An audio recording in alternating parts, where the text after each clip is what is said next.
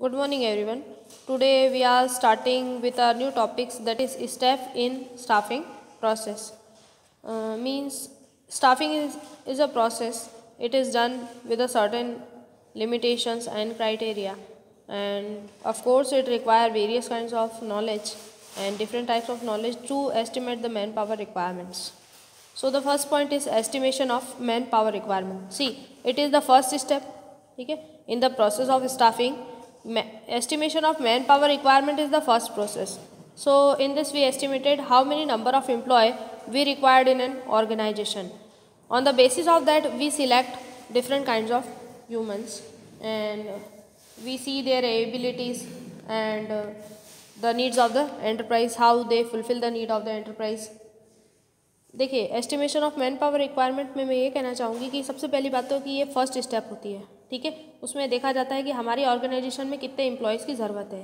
ठीक है, उनकी एबिलिटी क्या है, उसके हिसाब से हम उनको सिलेक्ट करते हैं। सेकेंड स्टेप है recruitment of employees. See, there are different employees to be selected and they chosen according to their post. There are two types of recruitment. One is internal source of recruitment and next one is external source of recruitment.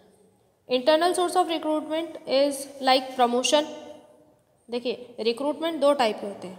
ठीक है, पहले आप estimate लगाते हो, उसके बाद जब आप रिक्रूट करने बैठते हो पोस्ट के अकॉर्डिंग, जब आप रिक्रूट करते हो एम्प्लॉयज़ को, तो रिक्रूटमेंट के सोर्सेज दो टाइप के होते हैं. एक होता है इंटरनल सोर्स और एक होता है एक्सटर्नल सोर्स. ठीक है, इंटरनल सोर्स का मतलब होता है कि आप अगर किसी व्यक्ति को प्रमोट करके ला रहे हैं तो व्यक्ति उस पोस्ट पे आ भी जाएगा और जो रिक्रूटमेंट है वो भी हो जाएगा. ठीक है, एक्सटर्नल सोर्स ऑफ रिक्रूटमेंट में क्या होता है कि आप एग्ज़ाम वगैरह कंडक्ट कराते हैं और बाहर से किसी व्यक्ति को लेके आते हैं, नए एम्प्लॉय को जब भी लेके आते हैं, तो ऐसा रिक्रूटमेंट जो कहलाता है वो एक्सटर्नल सोर्स ऑफ रिक्रूटमेंट होता है.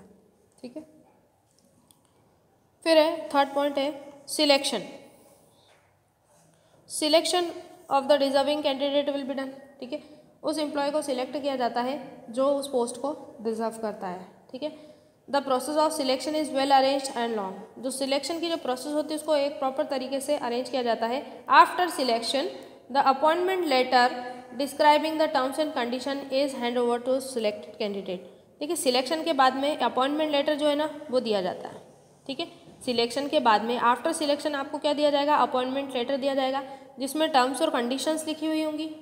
ठीक है, और वो आपको दे दिया जाएगा और उसके बाद आप चाहें तो ऑर्गेनाइजेशन ज्वाइन कर सकते हैं.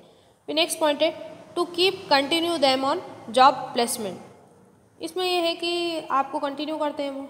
Only to appoint employ on work is not enough, right.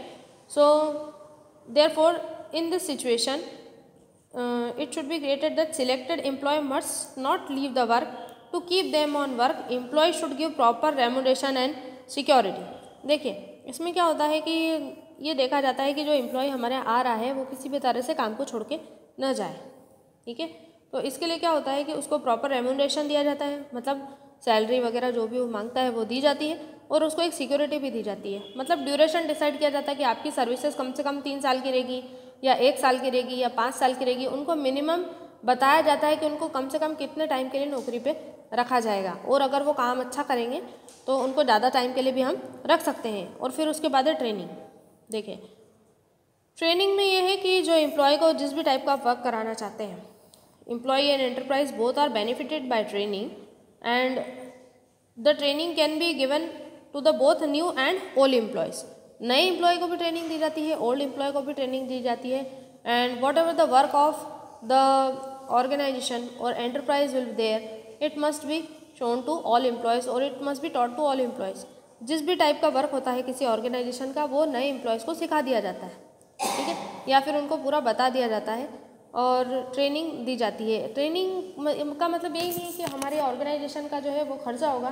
Training का मतलब ये होता है कि आपको ट्रेन करना, किसी भी चीज़ में निपुण करना, किसी नए काम में अगर आपको कोई परेशानी आती है तो उसके बारे में पूरी जानकारी देना, ये सब चीज़ें ट्रेनिंग में आती है. तो ये थी स्टेप्स ऑफ स्टाफिंग प्रोसेस.